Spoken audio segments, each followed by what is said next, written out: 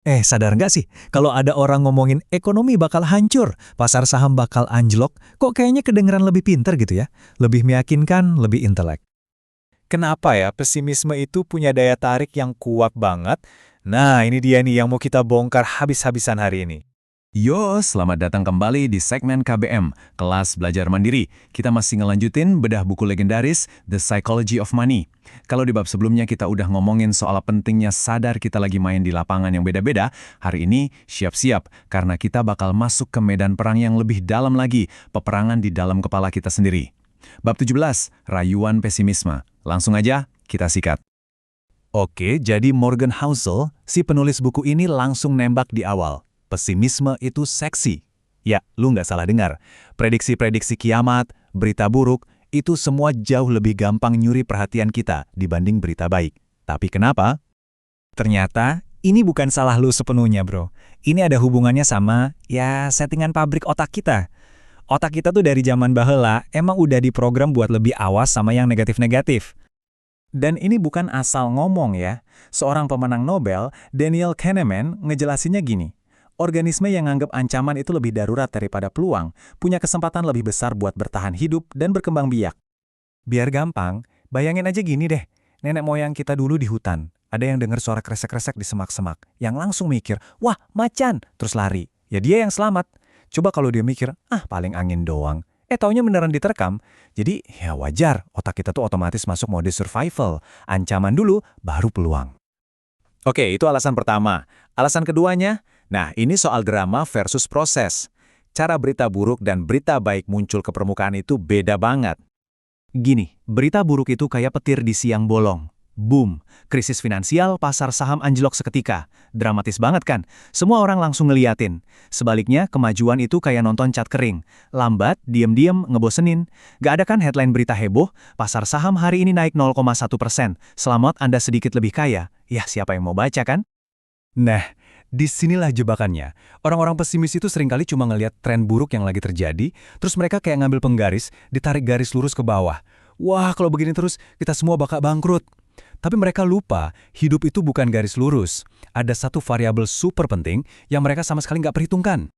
Dan variabel itu adalah ini. Kemampuan kita sebagai manusia buat beradaptasi dan nyari solusi. Ini superpower kita yang sering banget diremehin sama peramal-peramal kiamat.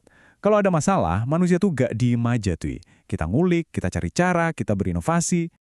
Mau contoh nyata? Ada cerita gokil di buku ini. Sekitar tahun 2008, ada ahli lingkungan terkemuka, Lester Brown, yang dengan yakin bilang, "Gawat, tahun 2030 minyak bumi di dunia bakal habis." Kedengarannya serem banget kan? Tapi apa yang terjadi? Manusia nggak panik doang, kita malah nemuin teknologi baru kayak fracking, bikin mesin yang jauh lebih irit. Hasilnya, bukannya habis, cadangan minyak malah nambah. Pelajarannya jelas banget. Pesimisme itu seringkali gagal karena meremehkan betapa cerdik dan bandelnya kita sebagai manusia. Coba deh, jujur-jujuran sama gue. Lo pernah nggak lagi asik-asik investasi? Tiba-tiba baca berita heboh, pasar saham akan runtuh. Terus langsung deg-degan, keringet dingin, pengen jual semuanya saat itu juga. Pasti pernah lah ya. Gue juga ngaku, gue pernah kok. Coba yuk, sharing pengalaman lu di kolom komentar. Oke. Kita udah tahu kenapa pesimisme itu begitu merayu. Sekarang pertanyaan terpentingnya, gimana cara ngelawannya? Tapi bukan berarti kita harus jadi optimis buta ya, yang nutup mata sama masalah. Enggak, kita bisa jadi optimis yang cerdas dan realistis. Nih, gue kasih toolkit anti-pesimis. Catat.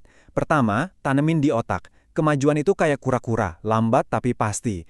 Krisis itu kayak kelinci, lari kencang tapi cuma sebentar. Kedua, selalu siapin ruang untuk salah atau margin of safety. Anggap aja ini ban serep buat keuangan lu. Ketiga, pakai kacamata kuda buat jangka panjang. Sejarah udah membuktikan, dalam periode 20 tahun, pasar saham itu hampir selalu naik. Titik. Terakhir, sadarin aja, berita buruk itu bawa toa, sementara berita baik cuma bisik-bisik. Jadi jangan gampang baper. Dan dari semua yang kita bahas barusan, kalau lu cuma boleh ingat satu hal aja dari pembahasan ini, ingat ini baik-baik. Ini dia intinya. Pesimisme itu emang kedengaran pinter, kedengaran keren pas lagi ngobrol. Tapi, yang beneran ngebangun kekayaan, yang beneran bikin lo maju dalam jangka panjang adalah optimisme. Tentu saja, optimisme yang realistis, optimisme yang sadar bakal ada rintangan, tapi juga percaya kalau solusi pasti bisa ditemukan. Nah itu dia bedah buku kita buat bab 17. Gimana? Cukup ngebuka pikiran kan? Kalau lo ngerasa dapat sesuatu dari sini, jangan lupa support gue dengan klik tombol like, share ke temen lo yang dikit-dikit panik lihat market merah, dan pastinya subscribe biar gak ketinggalan bab-bab seru berikutnya.